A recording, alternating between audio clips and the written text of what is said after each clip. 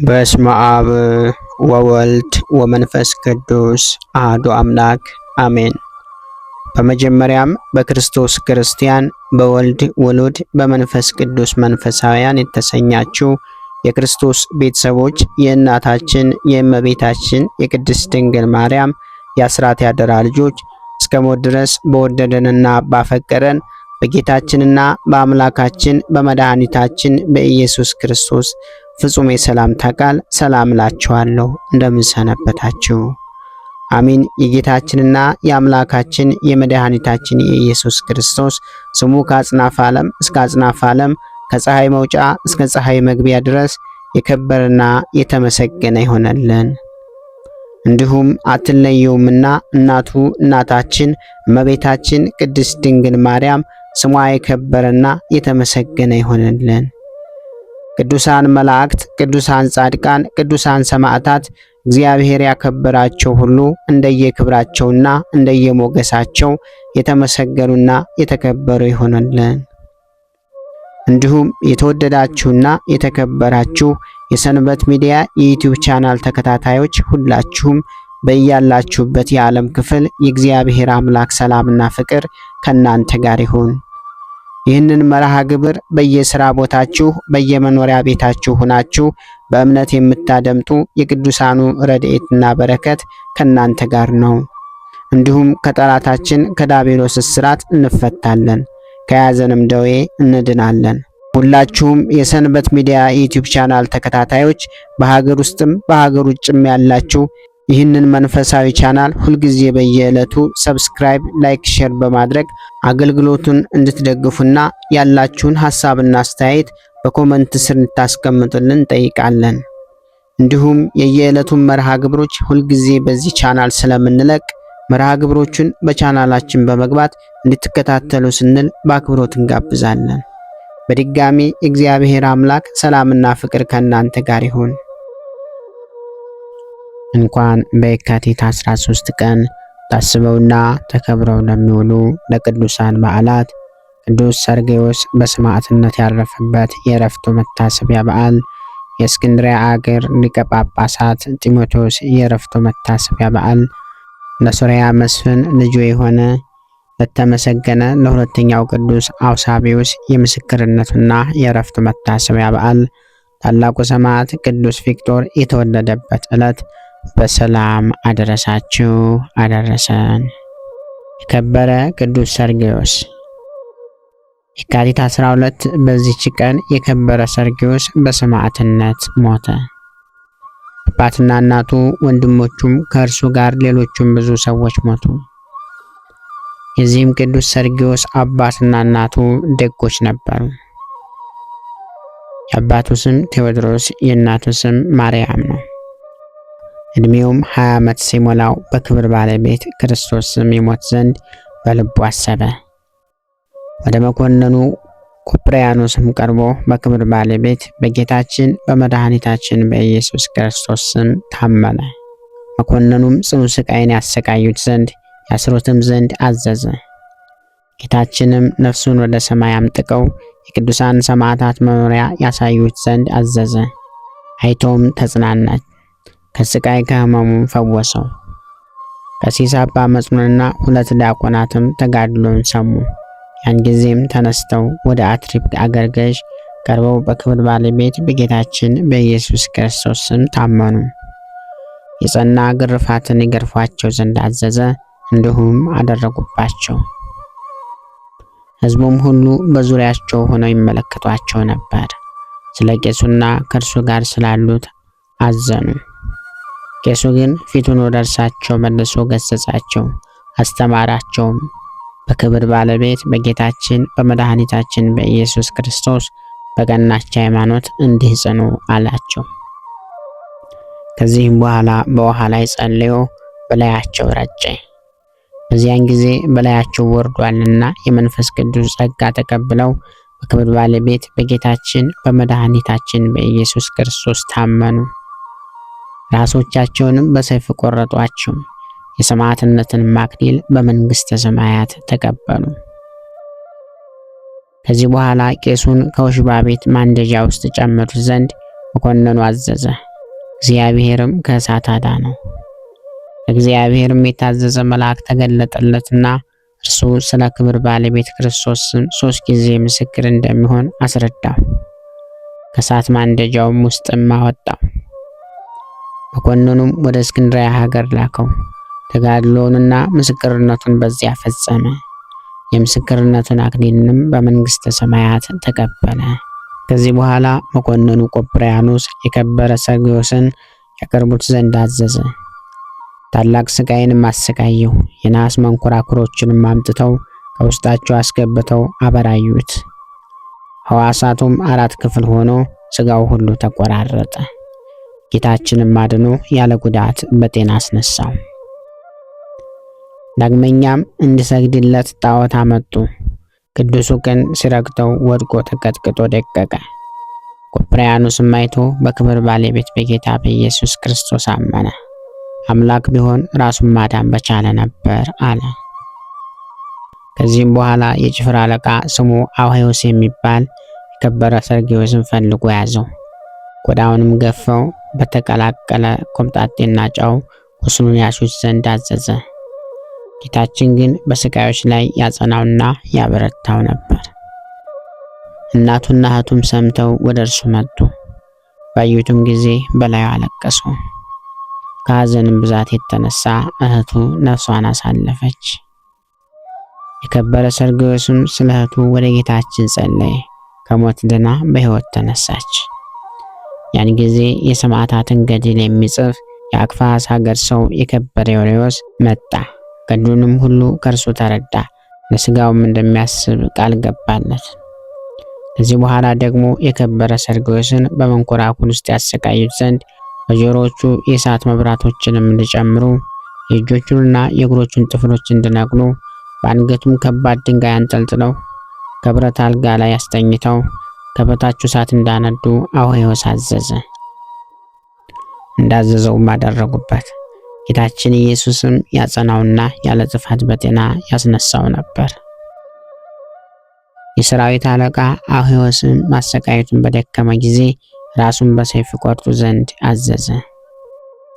የከበረ ሰርግዮስም ሰምቶ እጅግ ደስ አለው።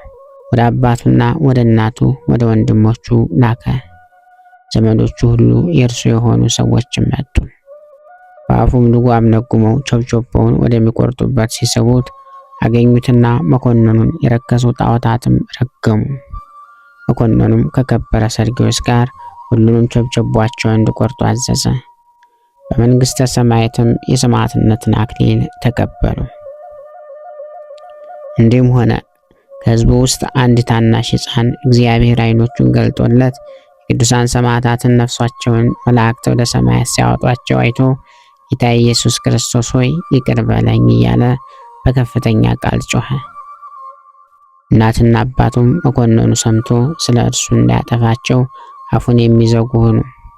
እርሱ ግን እንዲህ እያለ መጮሁን አልተውም። በላዩ እስከተኙበትና ነፍሱን እስካሳለፉ ድረስ ከሰማዕታትም ጋር የምስክርነትን አክሊልም ተቀበለ። በዚህ ዕለት ታስቦና ተከብሮ የሚውለው ሌላው ቅዱስ አባታችን ሊቀ ጳጳሳት አባ ጢሞቴዎስ ነው። በዚህች ዕለት የከበረ አባት የእስክንድርያ ሀገር ሊቀ ጳጳሳት ጢሞቴዎስ አረፈ። እርሱም ለአባቶች ሊቃነ ጳጳሳት 32ኛ ነው። ይህንንም አባት ስለ ቀናች ሃይማኖት ብዙ መከራና ችግር ደርሶበታል። እንዲህም ሆነ። በዚያ ወራት የአንጾኪያ ሊቀ ጳጳሳት አባ ሳዊሮስ ወደ ግብፅ አገር መጣ። እርሱም ከዚህ አባት ጢሞቴዎስ ጋር ምዕመናንን እያጽናና ከሀገር ወደ ሀገር ከገዳም ወደ ገዳም ከቦታ ወደ ቦታ የሚዘዋወር ሆነ። በዚህም አባት ጢሞቴዎስ ዘመን ከቁስጥንጥንያ የመጡ ክፉዎች ሰዎች በግብፅ አገር ተገለጡ።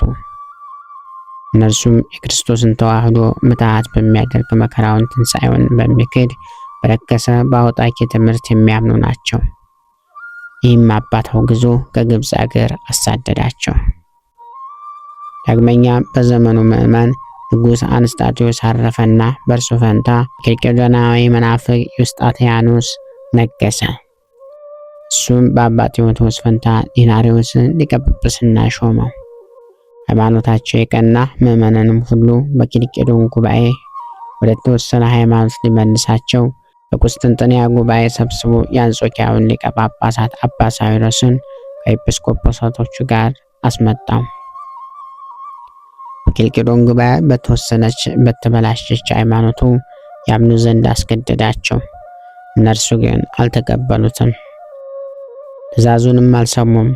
ስለዚህ ሃይማኖታቸውን በቀናች ምዕመናን ሁሉ ታላቅ መከራ ደረሰባቸው።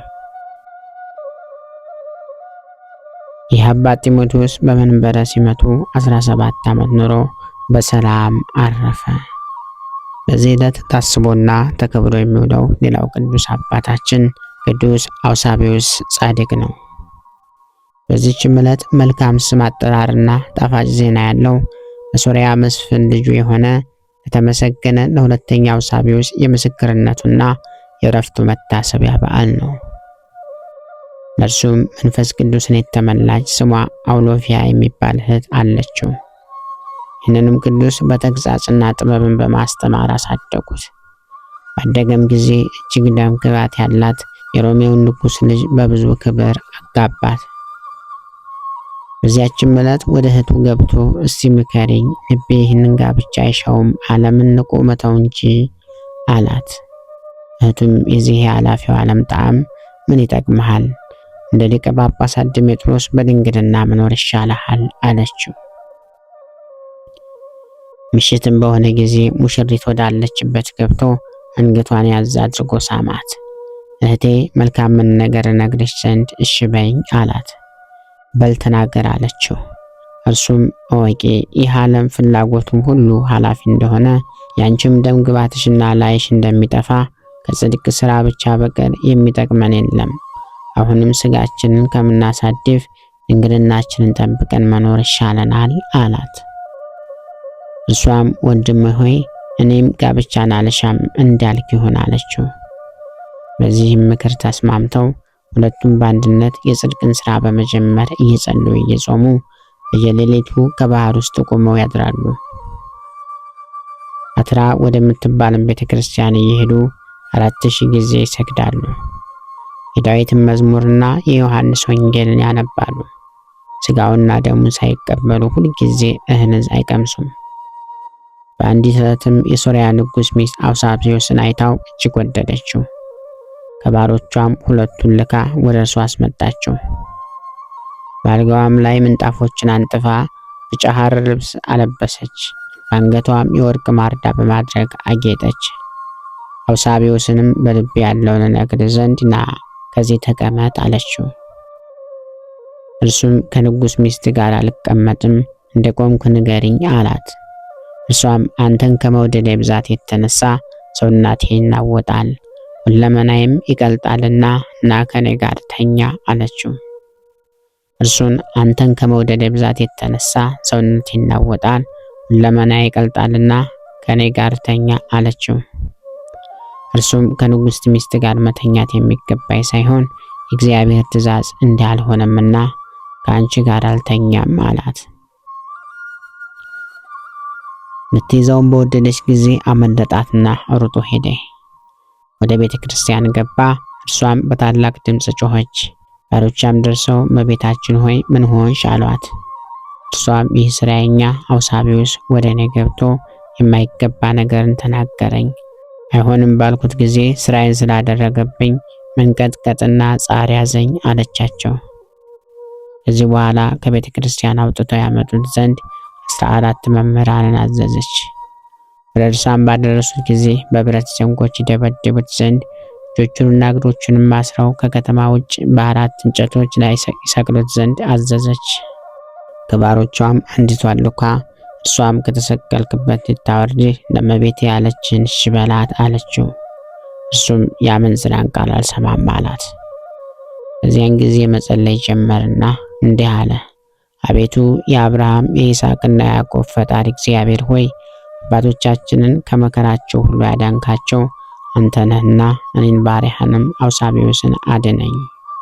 ዳንኤልንም ከአንበሶች አፍ፣ ሶስናንም ከረበናት እጅ ያዳንክ አንተ ነህና ያለንተ ረዳት የለኝምና ከአመፀኛይቱና ከግፈኛይቱ ሴት እጅ አድነኝ አለ። ከዚህም በኋላ ዳግመኛ አንገቱን በገመድ አንቀው በ160 ፍላጻዎች ይነድፉት ዘንድ አዘዘች። ይህንንም ባደረጉበት ጊዜ የመላእክት አለቆች ቅዱስ ሚካኤልና ቅዱስ ገብርኤልን ጌታችን አዘዛቸው። እነርሱም ከሰውነቱ ውስጥ ፍላጻዎችን አወጡ። ያለ ጉዳትም ጤነኛ ሆነ። ንጉስም ከሄደበት በገባ ጊዜ ለስቅላትና ለሞት አሳልፈሽ የሰጠሽው የአውሳቢዎስ በደሉ ምንድን ነው ብሎ ጠየቃት። የንጉሱ ሚስት ለአንተ መናገርን አፍራለሁ፣ አንተንም እፈራለሁ አለችው። አትፍሪ በይ ንገሪኝ አላት። እርሷም ብቻዬን ተቀምጬ ሳለሁ የስራየኛ ሰው ወደ እኔ ገብቶ ሊናገሩት የማይገባ ስራ ለመነኝ፣ በከለከልኩትም ጊዜ በስራ ያሳመመኝ አለችው። ንጉሱም አውሳቢዎስን ከተሰቀለበት አውርደው ወደ እርሱ ያቀርቡት ዘንድ አዘዘ። ሲቀርብም ንጉሱ አውሳቢዎስን በሚስቴ ላይ ክፉ መስራትን ለምን አሰብክ አለው። አውሳቢዎስም ይህ ነገር እውነት ይመስልሃልን ብሎ መለሰለት። ንጉሱም ይህ የምሰማው ነገር እውነት ነውን በማለት ባሮቹን መረመራቸው። እነርሱም ጌታችን ንጉሥ ሆይ እኛ ግን ጩኸት ሰምተን ወደ አዳራሹ በደረስን ጊዜ ንግሥት እመቤታችን እየጮኸች አገኘናት። ምን ሆንሽ ባልናት ጊዜ ይህንኑ ነገረችን አሉት። ይህንንም በሰማ ጊዜ እንዳንበሳ ጮኸ። ጨብጨባውንም በሰይፍ እንዲቆርጡት ስጋውንም እንደ ላም ስጋ ቆራርጠው ከአድሮ ማር ጋር ከምንቸት ውስጥ ጨምረው አፉን ዘግተው በእሳት ያበስሉት ዘንድ አዘዘ። በዚያንም ጊዜ የመላእክት አለቆች ቅዱስ ሚካኤልና ቅዱስ ገብርኤል መጡ። ከምንቸትም ውስጥ አውጥተው ከሞት አድነው አስነሱት። ከተነሳም በኋላ በአገር ውስጥ ሲጓዝ ሰዎች አገኙት። ሕያው እንደሆነም ለንጉስ ነገሩት።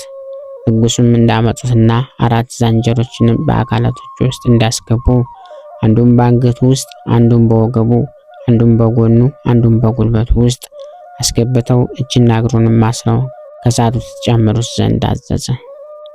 ከበሩ ቅዱስ ሚካኤልና ቅዱስ ገብርኤል መጥተው እሳቱን አቀዘቀዙ። የመላእክት አለቃ ዑራኤልም ነጥቆ ወደ ሰማይ አሳረገውና በዚያ 14 ዓመት ኖረ። ከዚህ በኋላ ወደ ምድር ተመልሶ ወርዶ የወንጌልን ሃይማኖት እያስተማረ 40 ዓመት ኖረ። በእርሱ ትምህርትም 85,000 አረማውያን አመኑ። ጌታችን ኢየሱስም ስሙን እንደሚጠራ መታሰቢያውንም እንደሚያደርግ እስከ 7 ትውልድ ሊምርለት ቃል ኪዳን ሰጠው። በዚህ ዕለት ታስቦና ተከብሮ የሚውለው ሌላው ቅዱስ አባታችን ሰማዕት ቅዱስ ቪክቶር ነው። በዚች ቀን ታላቁ ሰማዕት ቅዱስ ቪክቶር የተወለደበት ዕለት ነው። የዚህ ቅዱስ እናቱ ማርታ፣ አባቱ ደግሞ ህርማኖስ ይባሉ ነበር። አባቱ የካህዲው ንጉሥ የዲዮቅልጥያኖስ ባለሟል የነበረ ሲሆን ቅዱስ ቪክቶርም በገዛ አባቱ እጅግ ተሰቃይቶ ምስክርነቱን የፈጸመው ታላቁ ሰማዕት ነው። ህርማኖስ የተባለው ወላጅ አባቱ የክርስቲያኖችን ደም እንደ ውሃ ያፈስ የነበረው የዲዮቅልጥያኖስ ልዩ አማካሪና የሰራዊቱ አለቃ ነበር። እናቱ ሳራ ግን በክርስቶስ አምና የተጠመቀች ክርስቲያን ነበረች። እንዳውም ልጇን ቅዱስ ቪክቶርን ከመውለዷ በፊት የአምላክ እናት የቅድስት ድንግል ማርያም ስዕል ወዳለበት ሄዳ እመቤቴ ማርያም ሆይ ለኢየሱስ ክርስቶስ ደስ የሚያሰኘውን ልጅ ስጪኝ ትላት ነበር። ነገር ግን ኢየሱስ ክርስቶስን ደስ የማያሰኝ ልጅ ከሆነ ማኅፀንን ዝጊልኝ ብላ በጸለየችው ጸሎት ቅዱስ ቪክቶርን አገኘችው። ሰማዕቱ ቅዱስ ቪክቶር በዓለም ላይ ያሉ በክርስቶስ ያመኑ በሚሊዮን የሚቆጠሩ ክርስቲያኖችን ንጉሥ ዲዮቅልጥያኖስ በግፍ ያስገድል በነበረበት ወቅት የተገኘ ታላቅ ሰማዕት ነው። ቪክቶርን ገና 15 ዓመት እንደሆነው ንጉሥ ዲዮቅልጥያኖስ ከፍ ባለ ስልጣን አስቀምጣለሁ፣ እጅግ ብዙ ወርቅና ንብረትንም እሰጥሃለሁ፣ በእስክንድሪያም ላይ ገዢ አድርጌ ሾመሃለሁ፣ ክርስቶስን ማመንህን ተውና ወደ ቤተ መንግሥቴ ግባ ቢለውም ቅዱስ ቪክቶር ግን ብዙ መከራና ስቃይን ተቀብሎ ሰማዕት መሆንን መረጠ። ቅዱስ ቪክቶርም ዲዮቅልጥያኖስን ክርስቶስን በምታፈቅረው ጊዜ አፈቀርኩ፣ ወደ አንተም መጣሁ፣ ክርስቶስን በጠላሁ ጊዜ ግን እኔ ጠላሁ፣ ቤትህንም ጠላሁ ብሎታል። ከብዙ ጊዜም በኋላ ዲዮቅልጥያኖስ ቅዱስ ቪክቶርን በመንግስቱ ውስጥ 3ኛ ማዕረግ አድርጎ ሾመው። እሱ ግን ይጾማል፣ ይጸልያል እንጂ በንጉሥ ቤት አይበላም አይጠጣም ነበር። እድሜው 27 ነበር። አባቱንም ከጣዖት አምላኪነት እንዲመለስ ቢመክረው ሄዶ ለንጉሥ ከሰሰው። ቪክቶርም ላንተ ለጣዖት አምላኪ አገልጋይ አልሆንም በማለት በንጉሱ ፊት ትጥቁን ፈቶ ጣለ። ቅዱስ ቪክቶር ወዳጅ አባቱ ህርማኖስ የከሃዲው ንጉሥ የዲዮቅልጥያኖስ የቅርብ እንደራሴና መስፍን ስለነበረ ልጁ ቪክቶርን የንጉሱን ሹመትና ልመና እንዲቀበል ብዙ ሲያባብለው ነበር። አባቱም ልጁ በሐሳቡ እንዳልተስማማለት ሲያውቅ ከዲዮቅልጥያኖስ ጋር ተማክሮ ልጁን ቅዱስ ቪክቶርን ወደ እስክንድሪያ ወደ ተለያዩ ሀገሮች በግዞት ተልኮ በዚያው ተሰቃይቶ እንዲሞት ፈረደበት። ወደ ግብጽም ልከው በዚያ እጅግ አሰቃዩት። መልአክም ነጥቆ ወስዶ በሰማያት የሰማዕትነትን ክብር አሳይቶት ወደ ምድር መለሰው። ክፉዎችም በብረት አልጋ አስተኝተውት ከስሩ እሳት አነደዱበት። በሌላም ልዩ ልዩ የሆነ ማሰቃዮች እጅግ አሰቃዩት። መልአክም ተገልጦ ፈወሰው። ወደ እንደናም አጋዙትና በዚህም ብዙ አሰቃዩት። ምላሱን ቆረጡት፣ በችንካርም ጎኖቹን በሱት፣ ቁልቁል ሰቅለውም ቸነከሩት። በእሳት ውስጥም ጨመሩት፣ ዓይኖቹን አወጡት፣ ሬትና መራራ ሐሞትንም አጠጡት። ደግመውም ዘቅዝቀው ሰቀሉት። ጌታችንም ተገልጦ ካጽናናው በኋላ ፈወሰውና ፍጹም ጤነኛ አደረገው። ቪክቶር፣ ፋሲለደስ፣ ቴዎድሮስ፣ በናሌዎስ፣ አውሳቢዎስና መቃርስ እነዚህ ሰማዕታት በአንድነት በአንድ ዘመን አብረው ኖረው ተሰውተው ሰማዕት የሆኑ የሥጋ ዝምድና ያላቸው የነገሥታት ልጆች ናቸው። ዲዮቅልጥያኖስም የቅዱስ ቪክቶርን ዓይኑን አስወለቀው። ነገር ግን የታዘዘ መልአክ መጥቶ የዓይኑን ብርሃን መልሶለታል። ሰማዕቱ በመዝለል ባህር የሚሻገር እንደ አሞራ የሚመስል ፈረስ ነበረው። ከዚህም በኋላ ማሰቃየቱን ቢሰለቻቸው ሚያዝያ 27 ቀን አንገቱን ሰይፈው በሰማዕትነት እንዳልፍ አድርገውታል። ሰማዕቱ ቅዱስ ቪክቶር አንድ የሚነገር ትልቅ ታሪክ አለው። እርሱም በሰማዕትነት ካረፈ ከብዙ ዘመን በኋላ በራእይ ተገልጦ በ8ኛው ሺህ ዘመን በሀገራችን በኢትዮጵያ በግብጽ እንዲሁም በቁስጥንጥንያና በሮም ወደፊት የሚሆነውን ነገር ሁሉ በግልጽ የተናገረ መሆኑ ነው። ስለ ሃይማኖት ቅዱስ ቪክቶር ያየው ራእይ የሚል መጠሪያ ያለው ይህ ራእይ በሀገራችን ጎጃም ደብረ ጽሞና ገዳም ውስጥ ይገኛል። ለእግዚአብሔርም ምስጋና ይሁን። እኛንም በከበሩ ቅዱሳን ጸሎት ይማረን፣ በረከታቸውም ከኛ ጋር ትኖር ለዘላለሙ አሜን። ጌታ ሆይ ከብልጽግናቸው ብዛት የተነሳ ብዙ መባን ካገቡት ይልቅ የድሃይቱን አነስተኛ መባ እንደተቀበልክ ለሁል ጊዜ የሚያገለግልህን አላፍ መላእክት እያሳሰብኩ በችግሬ ጊዜ የማቀርብልህን ምስጋና ተቀበል። እናንተም ቅዱሳን ነቢያት፣ የወንጌል ሰባኪያን ሐዋርያት፣ ሰማዕታትና ጻድቃን፣ ትጉሃን መላእክት፣ ፍጹማን ደናግል እንዲሁም ደጋጎች መነኩሳት ወይ ልጅ አዋቂ ሳይለይ የምንሰበሰብበትን የጉባኤ ቦታ ባርኮ ይህንን መጽሐፍት አዘጋጅቶ ብራና ዳምጦ የጻፈውና ያጻፈውን ከግዕዝ ወደ አማርኛ የተረጎመውን ቃለ ንባቡን በእርጋታ መንፈስና በተመስጦ ሕሊና ያዳመጠ በደለኛን ሁሉ የምታስምር የጌታ እናቱ በማርያም ጸሎት ኢየሱስ ክርስቶስ ሆይ በአንድነት ይማረን። ኢየሱስ ክርስቶስ ሆይ በአንድነት ይማረን። ኢየሱስ ክርስቶስ ሆይ በአንድነት ይማረን።